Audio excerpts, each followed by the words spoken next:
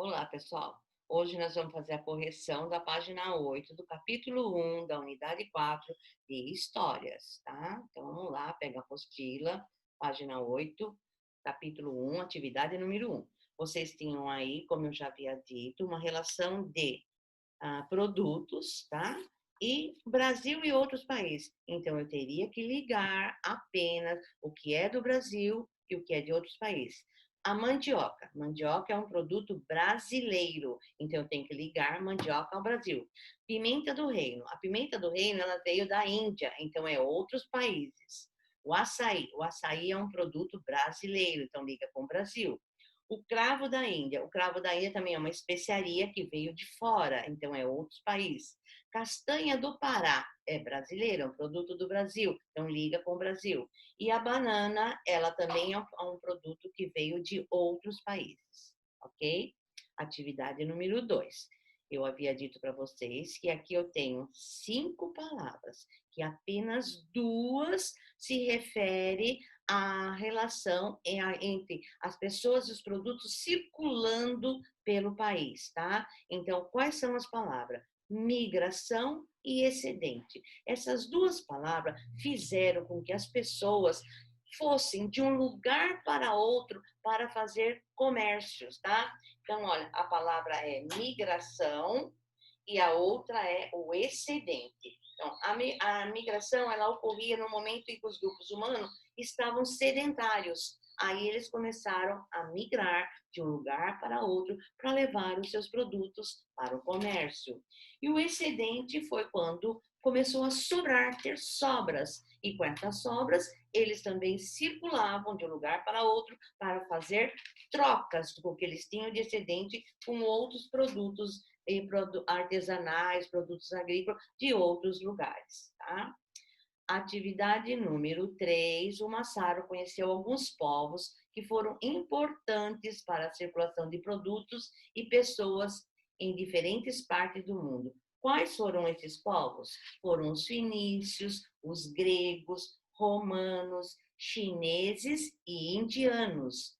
Por quais motivos cada um desses povos passou a realizar práticas comerciais? Os fenícios e os gregos, eles investiram no comércio devido ao território que habitavam, o qual dificultava as práticas agrícolas. Então, como não dava para plantar na onde eles moravam, o território deles não era um lugar bom para a plantação, então eles decidiram fazer comércio. Os chineses e os indianos praticavam comércio para trocar produtos agrícolas e artesanal que eles produziam. E os romanos iniciaram com a troca de produtos agrícolas, mas aumentaram-se e expandiram suas práticas comerciais quando eles avançaram sobre o território de outros povos. Os chineses, gregos e fenícios fizeram parte da história do comércio. Sobre o que você estudou, vamos marcar um X, o número correspondente a cada povo. Chinês, número 1, gregos, número 2 e fenícios, número 3. Agora vem as alternativas. Primeira, habitavam uma estreita faixa de terra onde hoje é o Líbano. Número 3, fenícios. Seguiram os fenícios e criaram diversas colônias no mar Mediterrâneo. Número 2, os gregos. Produtos como seda e porcelana eram os principais itens comerciados pelos, número 1, chineses. Assim como os romanos expandiram seu território, comércio pela África e Ásia. Então, além dos romanos, o número 2, os gregos também. Agora ampliaram suas ligações comerciais ao expandir suas áreas de domínio.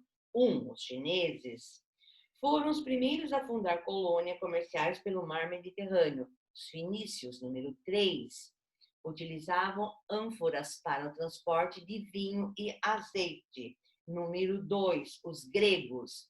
Então, a numeração correta ficou a seguinte: 3, 2, 1. 2, 1, 3, 2.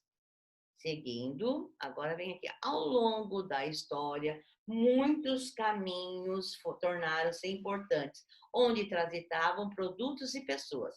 Esses caminhos ficaram chamados como rota de comércio. Uma rota ou um caminho de comércio faz a ligação de quais áreas ou regiões. As rotas ou caminho de comércio, elas ligam áreas produtoras, de bens ou matérias-primas a importantes centros de entrepostos ou portos. Então, eles ligam onde faz a produção ao lugar aonde vai se armazenar para vender. Então, uma ligação entre a produtora e o lugar, e o porto, e o anteportos, onde vai ser comercializado. Ao longo das rotas de comércio, era comum haver cobrança de taxas para aqueles que passavam com produtos. Por que ocorriam essas cobranças?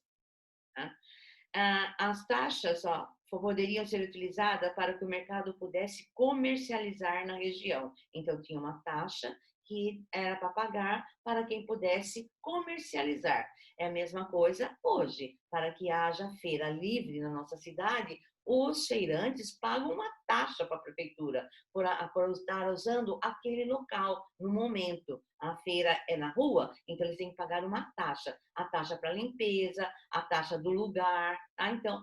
Então, eles também, naquela época, já pagavam uma taxa, tá? Para manutenção das estradas, para pagamento das pessoas que faziam a segurança, dos mercadores que transitavam na região. Então, essa taxa era para pagar essas coisas.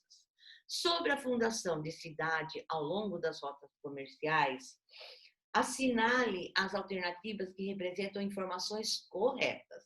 Primeira, as cidades que surgiram ao longo das rotas comerciais beneficiavam-se do trânsito de mercadorias que passavam por ali. Sim, as cidades surgiram ao longo das rotas comerciais. Onde tinha comércio, foram surgindo cidades, tá?